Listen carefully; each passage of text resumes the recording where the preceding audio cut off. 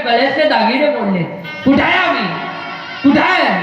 अहो एखादा माणूस जर तरुणपणात मेला आणि त्याचं प्रेत जर रांगोळीला बाहेर काढलं तर त्या प्रेताजवळ त्याची लहानाने पोर उड्या आणताय, तो उड्या आणताय. काय माहिती त्या पोरांना की माझा बाप मेलाय, काय माहिती त्या पोरांना की मला आयुष्याचा डाग लागलाय, की मला बाप नाहीये. ती पोरं आईला विचारतायत, आई आई आई माझ्या बापाला सगळे लोक का आंघोळ घालताय? आई सांग ना, ही माझ्या बापाला सगळे लोक का आंघोळ घालताय?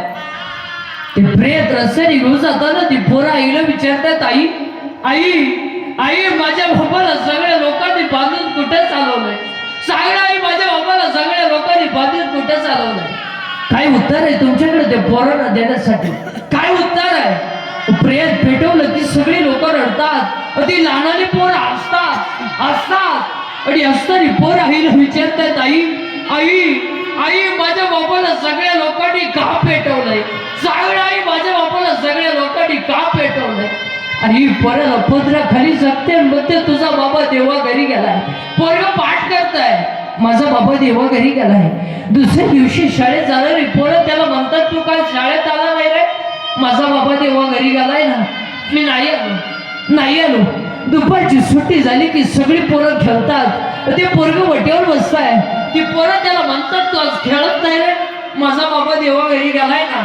माझ्या घरात स्वयंपाक झाला नाही, स्वयंपाक झाल्या नसल्यामुळे माझ्या पोटात अन्न नाही, मला उभं राहिलं की चक्कर येत आहे, म्हणून मी खेळत नाही. ती पोरं त्याला म्हणतात, तुझा बाबा देवा घरी नाही गेलाय रे, मेलाय तुझा बाप, तुला परत कधी बाप नाही मिळणार, मेलाय. फार त्या पोऱ्याच्या हृदयाला जखम होते, माझा बाबा मेलाय. पोरगा दप्तर आपटतंय आणि घरी जाऊन आईला म्हणताय, आई मेलाय ना माझा बाप, सांग आई मेलाय ना.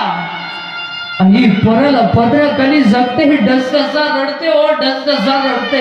मग दहाव्याच्या दिवशी ते चिमुरड पोरग बापाच्या पिंडावर पाणी होती ते रे, पाणी होती ते. 5 वर्षाचं पोरग आज बापाच्या पिंडावर पाणी होती ते. ही गोष्ट नाही सांगत आहे, ही मालिका नाही सांगत आहे, ही 50% दारुड्यांची हालत विचित्र आहे. काळ अरुबेची आहे, काळ अरुबे. त्या मायबापाकडे बघून तरी ठेवू नका. आणि जगामध्ये जीवनामध्ये सगळे नातेपुते तुमच्या जवळ येतील. तुमच्याकडे पैसा असेल, प्रॉपर्टी असेल, संपत्ती असेल, लोक प्रेम करतील, पण निस्वार्थ प्रेम या जगात जर कोण करताय ना, ते फक्त आपले माईबाप आहेत. पण ही किंमत आहे तोपर्यंत कळत नाही. पण ज्याचे आईबाप गेलेत ना, त्याच्या जवळ जाऊन बसा, आईची किंमत आपल्याला कळल्याशिवाय राहणार नाही. आणि आईचं नाव जरी काढलं ना तरी तुमच्या समोर डसडसा रडेल, तर सांगेल, महाराज माझी आई गेली ना, या जगातलं माझं प्रेम संपलंय. किती दिवसानं घरी येऊ द्या, कामावरून थकून घरी येऊ द्या. आल्याबरोबर माझ्या आईनं काठी टेकत समोर यावं आणि एवढंच विचारावं, बाळा आलाय ना तू, असं म्हणायची. तोंडावरून पाठीवरून हात फिरवायची, सगळा थकवा निघून जायचा माझा.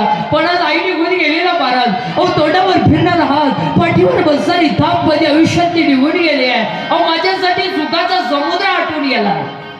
ज्याची आई गेली त्याला विचार आईची किंमत काय असते, ज्याचा बाप गेलाय त्याला विचारा बापाची किंमत काय असते. आचार्य विनोबा भावेचे चरित्र बघा, आईची किंमत कळेल आपल्याला. आणि आचार्य विनोबा भावे व्याख्यान देण्यासाठी गावोगावी जायची, सोबत बॅगमध्ये एक लुगडे घेऊन जायचे. व्याख्यान देऊन झालंय, मुक्कामाचा प्रसंग जर आला ना, आचार्य विनोबा भावेने ते बॅगमधून ते लुगडं काढावं, खाली अथरावं आणि मस्त पैकी त्याच्यावर झोपून जावं. एक सदग्रस्त समोर गेला, जवळ जाऊन त्याने चौकशी केली आहे, आचार्यजी तुम्ही एवढी मोठी श्रीमंत माणसं आहात, एवढा मोठं तुमचं ऐश्वर्य आहे, तुम्ही खाली लुगड्यावर झोपलाय, काय कारण आहे? प्रश्न उपस्थित केला ना. आचार्य विनोबा भावेच्या डोळ्याला 2-2 तारा लागल्या. आचार्य विनोबा भावे उठून बसताय, जसा रडताय. तो सदग्रस्त समोर गेला, हात जोडले, आचार्यजी माझ्याकडून काही चुकलंय का? मी अनावत अडलं काय, जास्तीच बोललोय का? मला माफ करा. त्यावेळेला आचार्य विनोबा भावे बोलताय, द्यायला आला, अरे तू बोललाय म्हणून मी रडत नाही रे. मग अरे तुम्हाला प्रश्न केलाय, तुम्ही खाली लुगड्यावर का झोपता म्हणून. मग अरे मी लुगड्यावर झोपतच नाही गड्या, मी माझ्या आईच्या मांडीवर झोपतोय. का? अरे जेव्हापासून मी जन्माला आलोय ना गड्या, अरे तेव्हापासून मी माझ्या आईच्या मांडीवर झोपायचो. पण त्या दुर्जन काळाला माझ्या आईचं आणि माझं असणारं जे वात्सल्य प्रेम आहे ते सहन झालं नाही. त्याने माझ्या आईवरती गाला घातला आणि माझ्या आईला माझ्या हातून हिसकावून घेऊन गेला. अरे जेव्हापासून तो माझ्या आईला घेऊन गेलाय ना, तेव्हापासून माझ्या आईच्या मांडीवर झोपण्याची संधी माझ्या आयुष्यातली निघून गेली आहे. अरे माझ्याच आईचा लुगडा आहे. मी या लुगड्यावर जरी झोपत असलो ना, तरी मला माझ्या आईच्या मांडीवर झोपल्यासारखी झोप लागते रे, म्हणून मी या लुगड्यावरती झोपतो. अरे आईच्या लुगड्यातही आईचं प्रेम करणारे आचार्य विनोबा भावे कोणीकडे आहेत आणि अलीकडे प्रॉपर्टी नावावर करून देत नाहीत. म्हणून आईबाबांची खून करणारी लेकरं आज कोणीकडे आहेत. म्हणून प्रॉपर्टी कमवण्यापेक्षा मुलांवरती संस्कार कमवा, हीच सगळ्यात मोठी प्रॉपर्टी असते. सबसे बड़ी है माँ, बगले सबसे बड़ी है माँ, हे माँ, सबसे बड़ी है माँ, बगले सबसे बड़ी